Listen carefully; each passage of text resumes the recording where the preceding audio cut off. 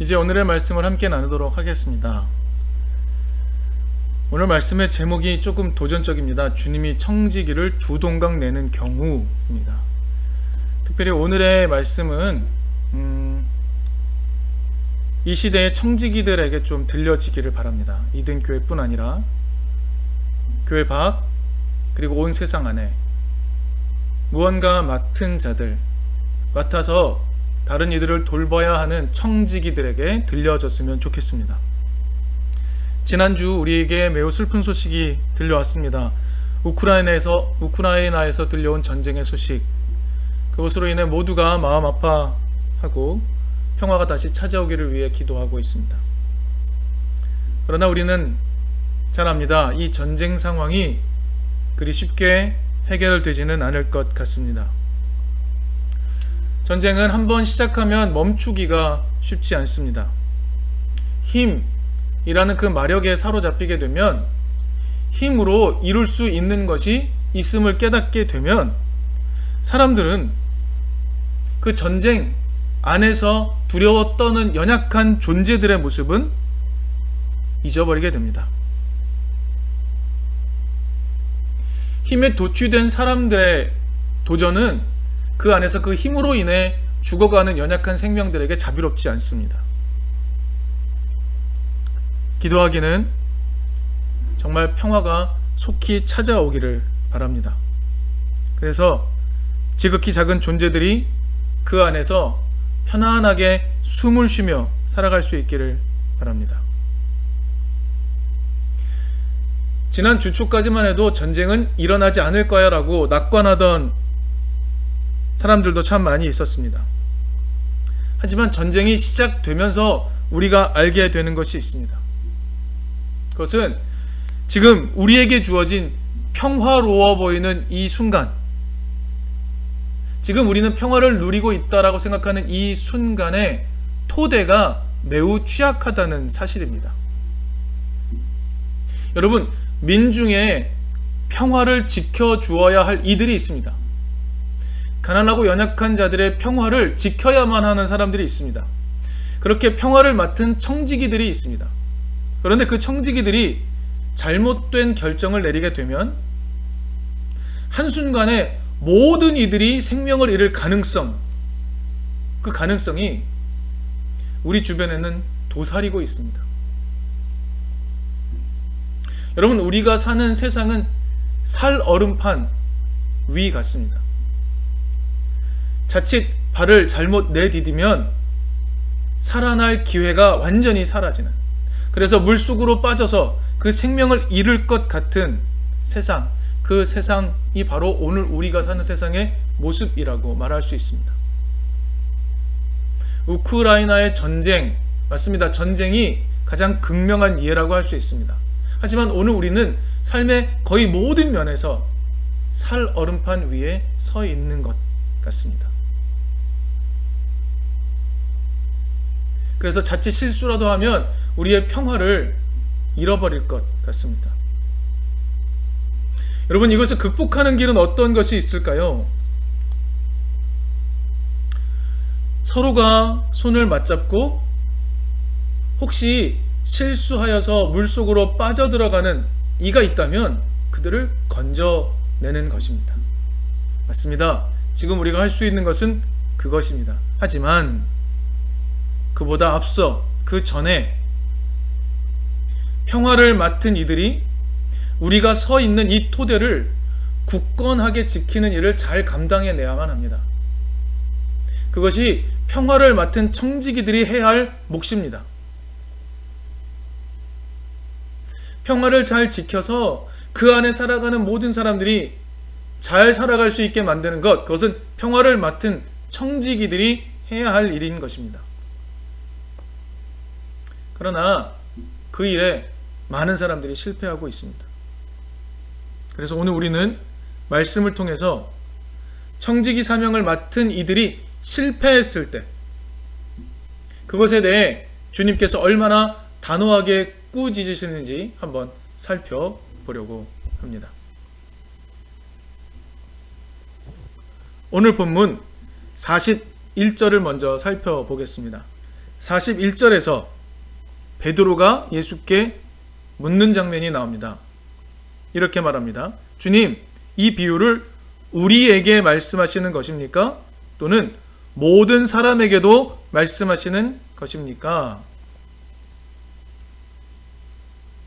여러분, 사실요, 오늘 본문의 말씀, 오늘 본문 앞의 말씀과 오늘 본문에 속한 말씀, 이 말씀은요, 베드로가 구분한 사람들, 제자 또는 모든 사람, 거기에 속하지 않는 사람들에게 하신 말씀입니다. 다시 한번 말씀드립니다. 오늘 본문에 속한 말씀은요, 우리도 아니고 모든 사람도 아닌 누군가에게 하시는 말씀입니다. 그 누군가는 바로 자신에게 맡겨진 힘과 재산을 청지기로서 잘 관리해야만 하는 권력자와 재력가에게 하시는 말씀이었습니다. 그런데 여러분, 지금 베드로는요, 예수님이 하시는 말씀을, 예수님, 이건 우리들에게 하시는 말씀인가요? 아니면 모든 사람에게 하시는 말씀인가요? 라고 묻고 있는 겁니다. 그럼 먼저 우리 확인합시다. 베드로가 묻고 있는 모든 사람은 어떤 사람일까요? 그 정체가 12장 1절에 나와 있습니다. 12장 1절 말씀 제가 봉독하도록 하겠습니다. 누가복음 12장 1절. 그동안에 수천 명이나 되는 무리가 모여들어서 서로 밟힐 지경에 이르렀다라고 말합니다. 지금 예수께 수천 명이나 되는 무리들이 모여들었습니다. 그리고 자칫하면 서로를 밟아버릴 만큼 매우 흥분한 상태로 모여 있습니다. 여러분, 지금 예수께 모인 사람들이 왜 이러고 있는 것일까요? 왜 그런 것일까요? 오늘 본문의 앞에 누가복음 앞부분의 내용을 보면요, 예수께서 수많은 사람들을 고쳐내십니다. 그들의 삶의 자리를 회복하십니다. 그래서 수천 명의 사람들이 예수께 모여들었습니다. 그리고 예수께 와서 이러는 겁니다.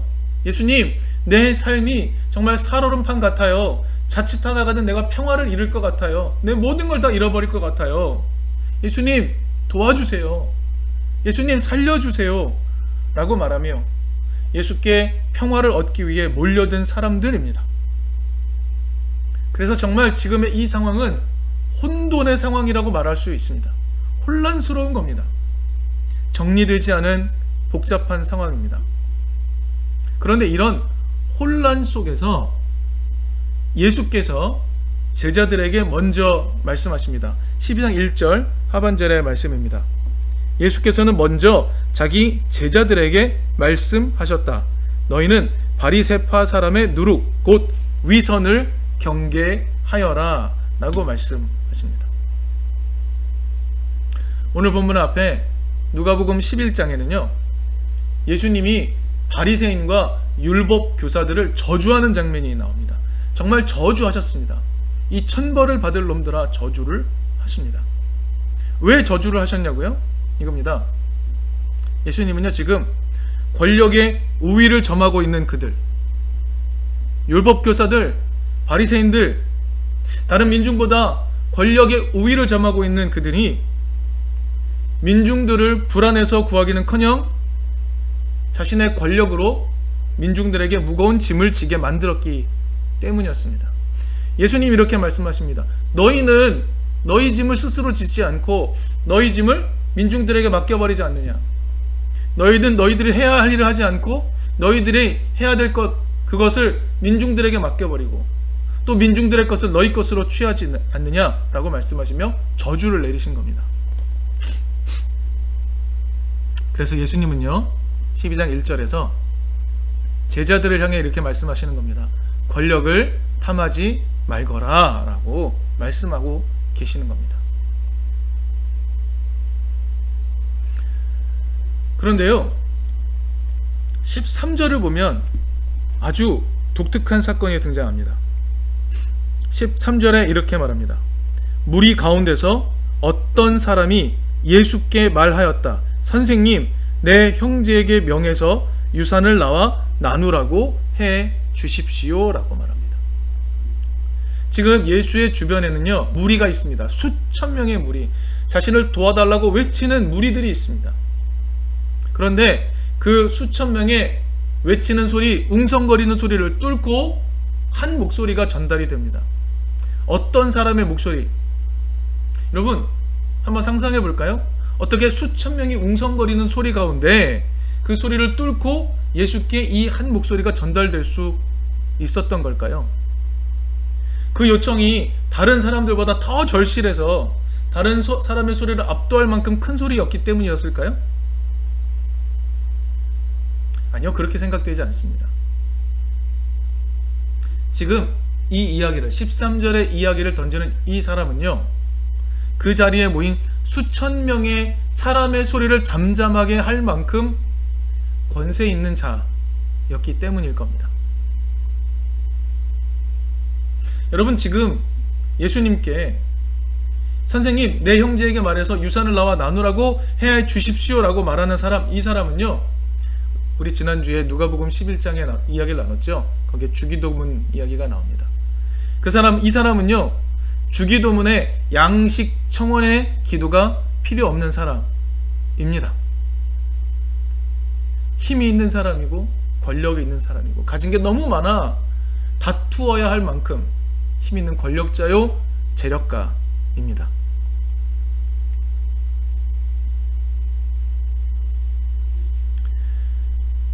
그런데요, 예수님은요, 그 사람에게 곧바로 답을 주지 않습니다. 예수는 곧바로 15절로 넘어갑니다.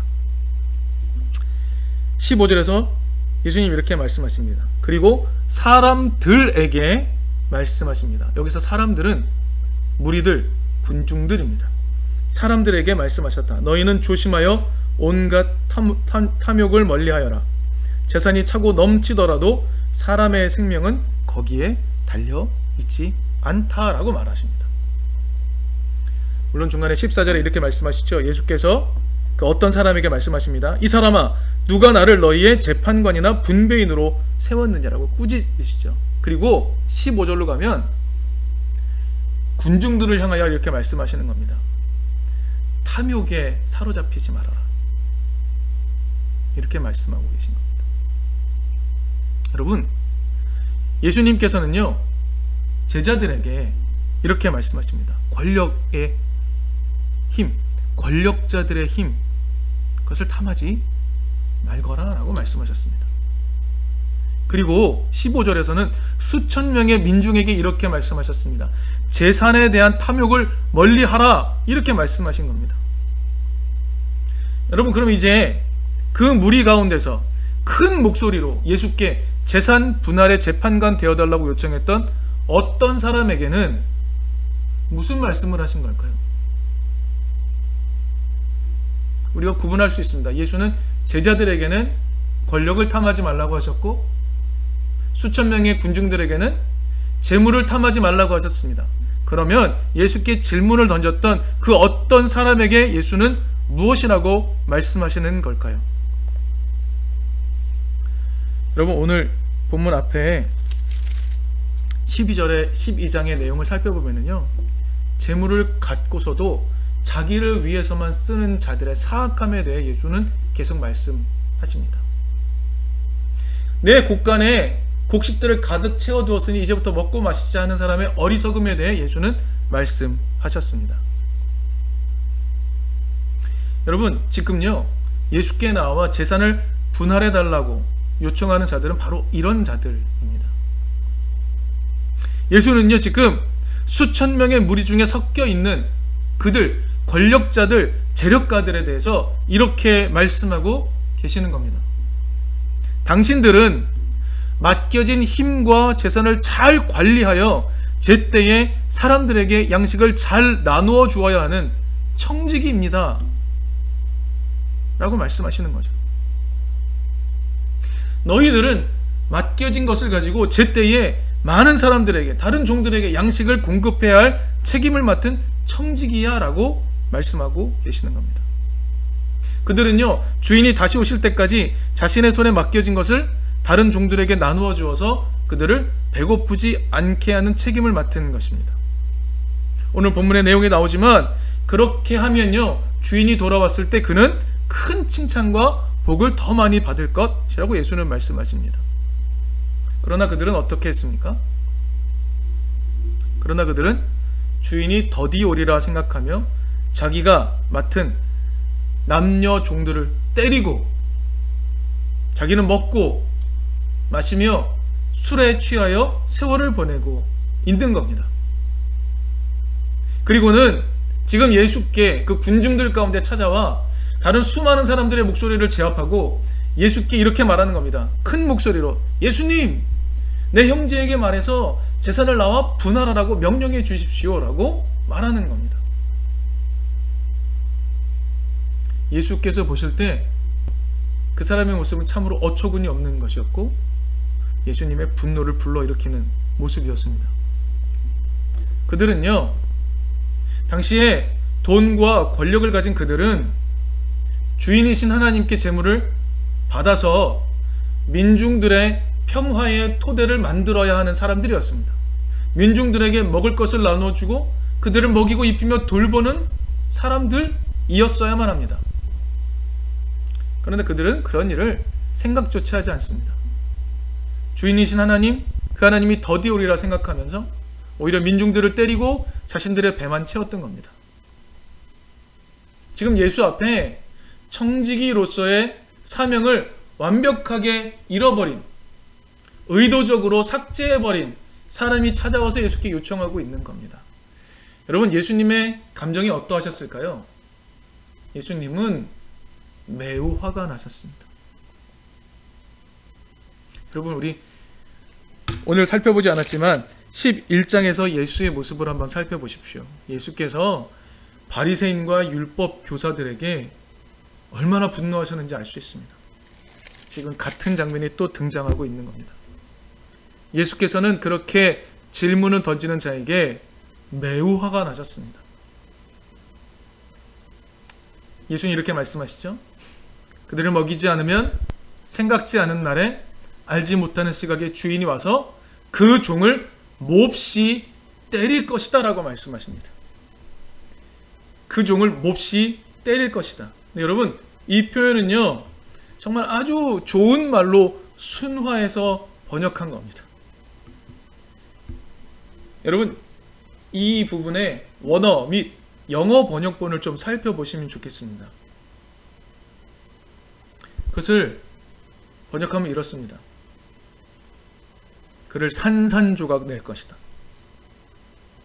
그를 갈기갈기 찢을 것이다. 그를 두 동강 내에 버릴 것이다. 이렇게 말씀하는 겁니다. 청지기의 역할을 다하지 않으면 주인이 왔을 때 그것을 보고 그 종을 두 동강 내버린다는 겁니다. 영어로는요, 이렇게 되어 있습니다. Will cut him in pieces. 조각조각 나누어 버릴 것이다. 여러분, 무서운 말씀 아닙니까? 무시무시한 말씀입니다. 예수님 매우 분노하고 계신 겁니다.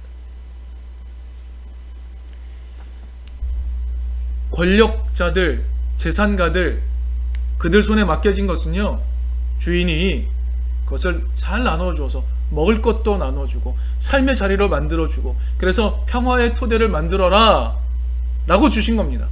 청지기로서 잘 살아라 라고 주신 것이죠. 근데 그 일을 하지 않습니다. 그 일을 하지 않으면 어떻게 된다고요? 산산조각 나는 겁니다. 갈기갈기 찢기는 겁니다. 두 동강 나는 겁니다. 이렇게 경고하고 계시는 거죠.